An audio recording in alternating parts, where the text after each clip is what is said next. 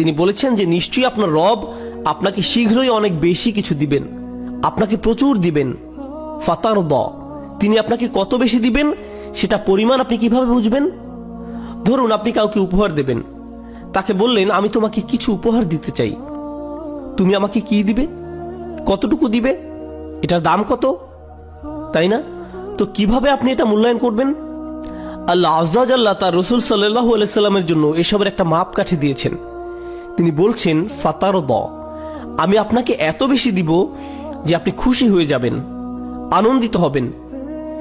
এই পরিমাণটি এমনভাবে বর্ণনা করা হয়েছে, অর্থাৎ আল্লাহর দেয়া শেষ হবে না যতক্ষণ পর্যন্ত না আপনি বলছেন ঠিক আছে আমি খুশি।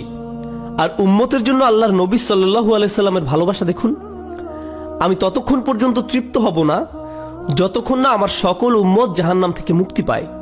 এটা আমাদের প্রতি তার গভীর ভালোবাসা।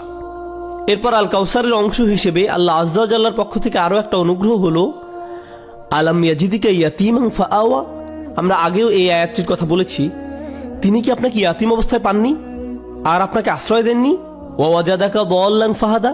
গত কয়েক মাস আগে আমরা পড়েছিলাম এই আয়াতে দল্লা শব্দটির অর্থ পথহারা বা পথভ্রষ্ট নয়, এর মানে সন্ধান করা বা খোঁজ করা।